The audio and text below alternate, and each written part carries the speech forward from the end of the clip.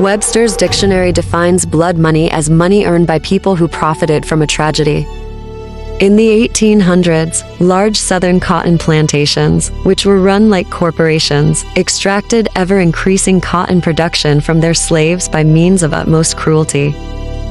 Field laborers who picked cotton from dawn to dusk were assigned a daily quota by their overseers. If they met their daily quota, they were assigned an even higher daily quota. If at any time they missed their daily quota, they would be whipped or beaten by their overseers. The ever-increasing global demand for the Deep South's cotton drove the need for ever-increasing cotton production. Overseers drove ever-increasing levels of productivity by terrorizing their slaves with the whip. On large southern cotton plantations, overseers prepared a daily report of each slave's production. Since plantation owners could be hundreds of miles away, they might see the written production reports without seeing the cruelty that drove ever-increasing production. On a daily basis, the owners of large southern plantations were more likely to interact with managers, lawyers, bankers, and investors. Britain, the leading economic power in the world, relied on cotton grown on southern plantations to fuel its industrial revolution. Textile mills in New England also relied on cotton grown on southern plantations. Cotton became the fabric of choice of Britain's textile industry. Cotton was used to manufacture clothing throughout Europe. Britain's money markets provided the capital that propelled the ever-increasing growth of southern cotton production. Overseas capital allowed southern plantations to purchase land, supplies, equipment, and slaves. Investors worldwide expected the ever-increasing production of cotton to provide a return on their investments. In the 1830s, the ever-increasing productivity of slaves in the Deep South propelled the United States into becoming the leading producer of cotton in the world. The export of cotton made the United States a global economic power.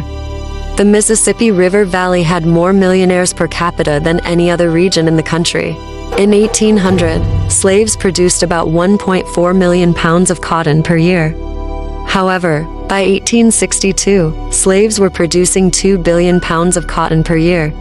Between 1800 and 1862, the annual production of cotton increased by 400%. Much of this increased production was due to the use of whips and other forms of severe punishment that overseers used to extract ever-increasing production from their slaves. Slaves had to meet a daily production quota or face severe punishment, such as a whipping or beating. On cotton plantations, field laborers began picking cotton at dawn and stopped picking cotton at dusk. Women with infants were not excused. They had to bring their infants into the cotton fields. 1 in 4 infants did not survive. Pregnant women were usually assigned light duty. Field laborers who were injured or old were also assigned light duty. Field laborers who had illnesses such as measles were quarantined. The day usually began and ended with the ringing of a bell.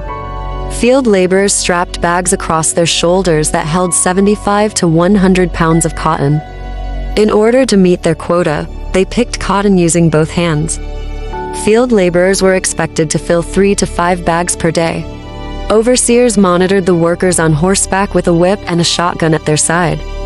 Men, women, and children were ordered to pick as fast as they could in order to beat competitors to the market. Field laborers line-picked cotton in long rows that could run for hundreds of yards.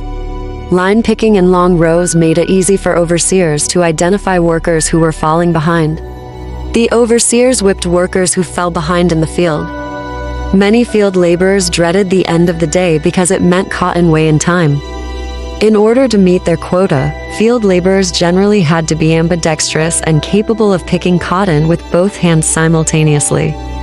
If a field laborer failed to meet their daily quota, they could expect to be whipped or beaten by their overseer. The punishment was so severe that it usually drew blood and could result in permanent injury. If a field laborer met their daily quota, they could expect their quota to be increased. If a field laborer exceeded their daily quota by 10 or 20 pounds, they could expect their quota to be increased accordingly the following day. In his book 12 Years a Slave, Solomon Northup relates his experience as a field hand on a cotton plantation. Northup, a free black, was kidnapped in 1841 and sold as a slave to a Louisiana planter. He was rescued in 1853. In his book, Northup said the following: "The hands are required to be in the cotton field as soon as it is light in the morning, and with the exception of 10 or 15 minutes, which is given them at noon, to swallow their allowance of cold bacon. They are not permitted to be a moment idle until it is too dark to see, and when the moon is full, they oftentimes labor till the middle of the night. They do not dare to stop even at dinner time, nor return to the quarters, however late it be, until the order to halt is given by the driver. The day's work over in the field, the baskets are toted, or, in other words, carried to the gin house, where the cotton is weighed. No matter how fatigued and weary he may be, no matter how much he longs for sleep and rest, a slave never approaches the gin house with his basket of cotton, but with fear. If it falls short in weight, if he has not performed the full task appointed him, he knows that he must suffer. And if he has exceeded it by 10 or 20 pounds, in all probability his master will measure the next day's task accordingly. So, whether he has too little or too much, his approach to the gin house is always with fear and trembling."